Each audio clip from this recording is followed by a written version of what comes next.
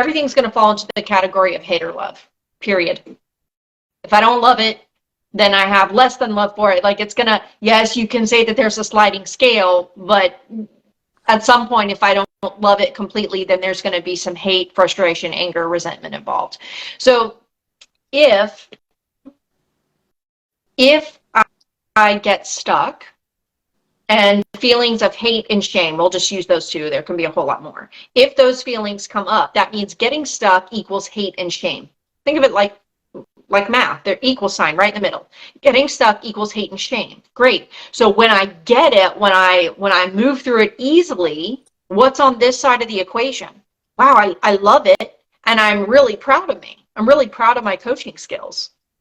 So if I hold on to the frustration and hate with it, then I keep getting, like, they equal each other. So it keeps producing this getting stuck over and over again. Is this making sense, Madison?